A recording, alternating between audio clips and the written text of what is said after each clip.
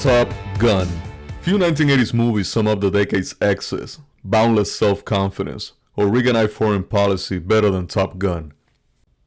This is the story of conceited and arrogant fighter pilots who are sent to Miramar's Top Gun Academy, where only le creme de la creme are sent, and where the egos are bigger than any plane or aircraft carrier. Hey, Slider. Thought you wanted to be a pilot, man. What happened?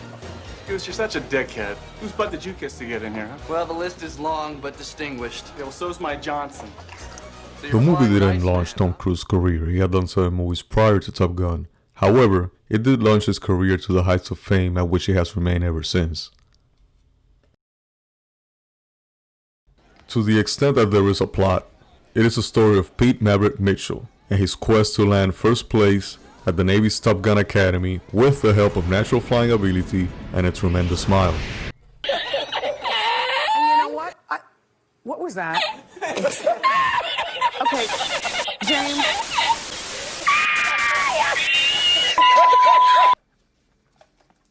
To do so, he'll have to overcome Val Kilmer's technically perfect Tom Iceman Kaczynski, and more presently, his own father complex, due to the lingering disgrace of his dad's apparent screw-up during the Vietnam War.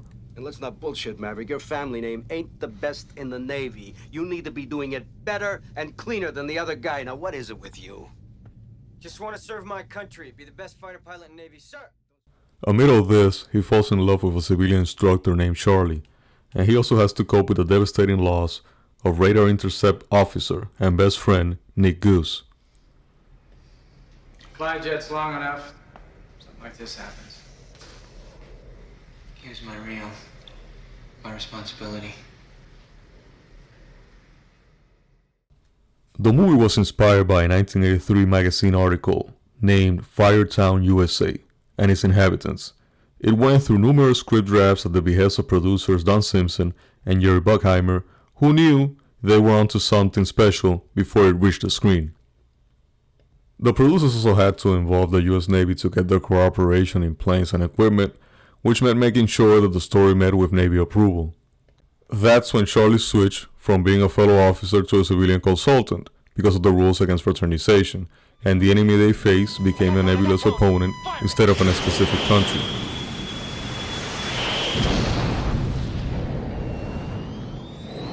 Of course, suggestions that briefings are not typically held in aircraft hangars next to runways were met with less receptiveness, because Scott and his producers knew how the movie was meant to look, and reality past a certain point can go f*** itself. Goddamn son of a bitch!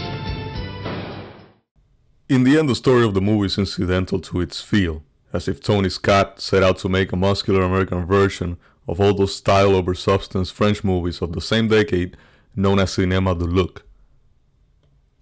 The romance became a significant part of the film, softening it and attracting viewers, not to say women, who had no interest in machinery or action, but did have a lot of interest in seeing the romantic side of masculine men who wear white uniforms. It helps that Charlie's a character who gives as good as she gets, shooting Maverick down hard the first time he hits on her, and making it clear that she is no pushover, while being astonished over him, admittedly. But that's it for the high school romance, because the rest of the movie is pure machismo, comedy and glory in full PG fashion. There are speeding cars, this is an American movie after all, motorcycles, of course, fighter jets. There's even a not-so-friendly volleyball game. And there are fights high above the desert and over the oceans, thrilling portrayals of flying that make it look like the next best thing to heaven. Watch out, watch out! And at last, Maverick overcomes his father issues with the help of some classified information from Chief Instructor Viper, who reveals the truth about the elder Mitchell's death. Yeah, your old man did it right.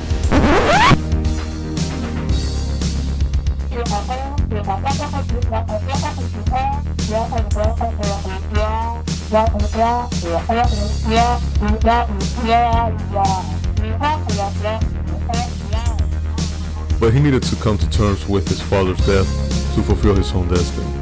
Unfortunately, every Tom Cruise character for the next 10 years would have to repeat the same process.